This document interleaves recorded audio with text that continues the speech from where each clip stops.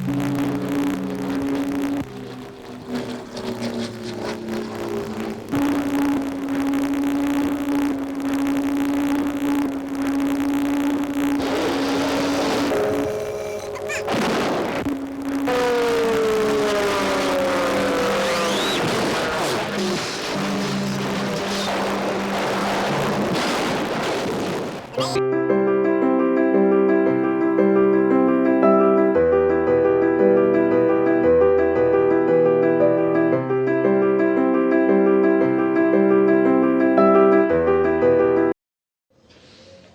everyone, welcome to my channel. Previous class we discussed a few reasons which led to the Second World War. Rest of the reasons we will try to see in today's class. Let's begin with the third reason: vengeful domination. German challenge to vengeful domination. German challenge to vengeful domination. What is vengeful domination? Domination that is intended to punish. Whom to punish?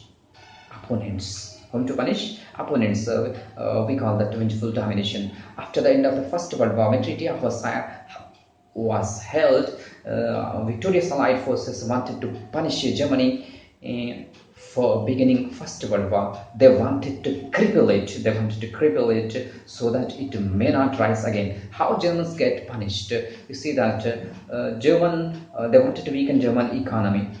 Okay, so how they did? First thing, they demanded a huge war indemnity, 132 billion gold marks they demanded, or the 269 billion dollars, or the US dollars we can say that they demanded. Okay, and the next thing, what was source of income for Germans?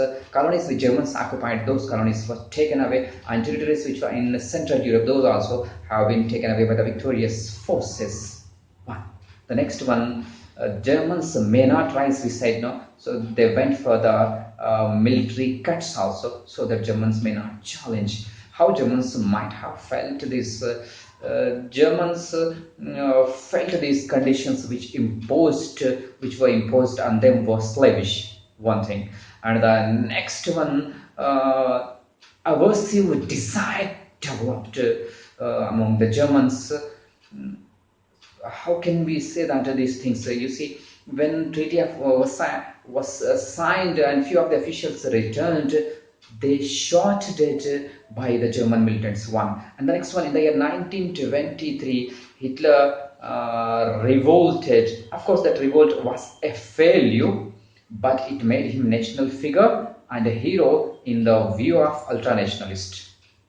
Okay, and when great economic depressions struck entire world economies, Hitler got golden opportunity and he grabbed that with both hands and finally captured power. In the year 1933, he became the dictator by famous Enabling Act of 1933.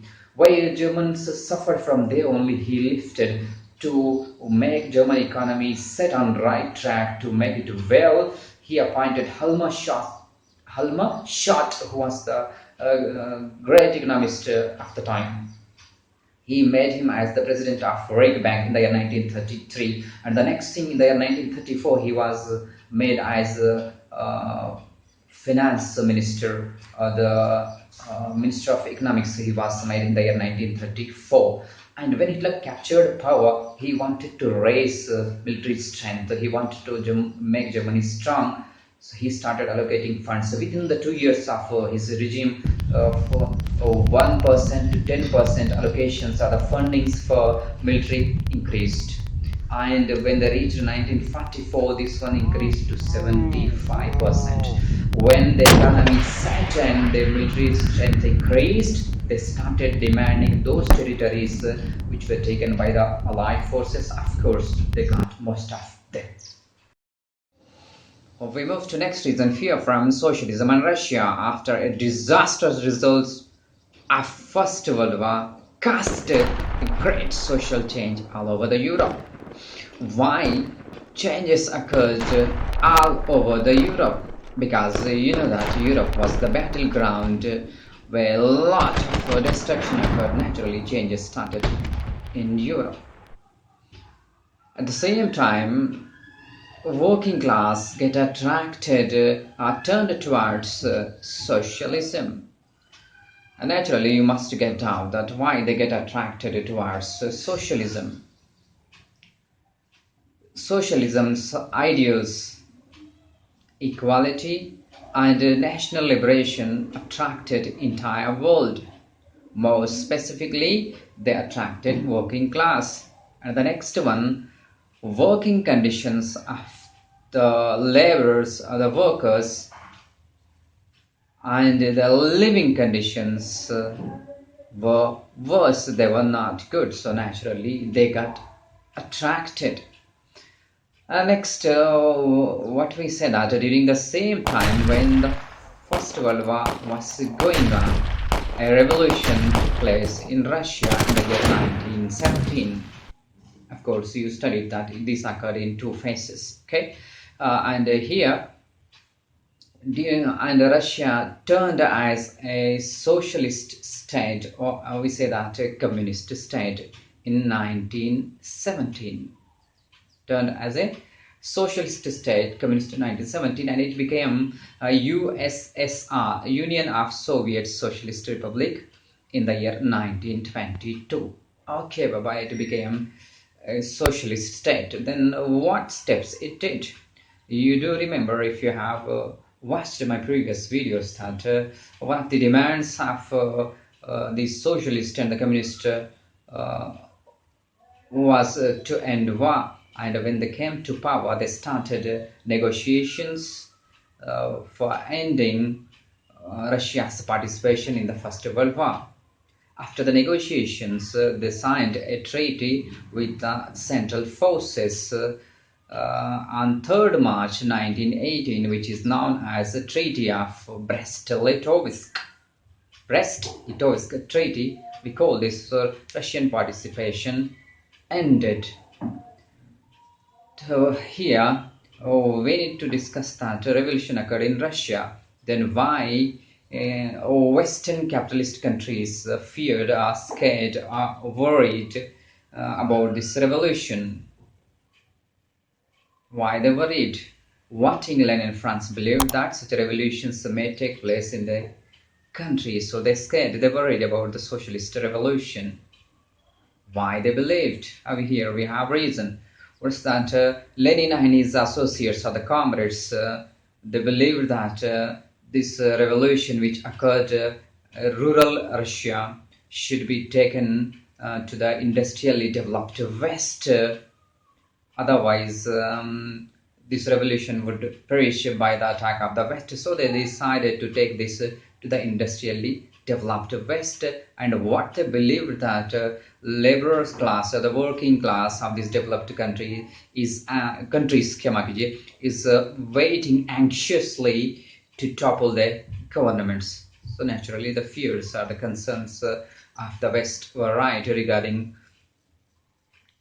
USSR. So what they did, what they tried, how they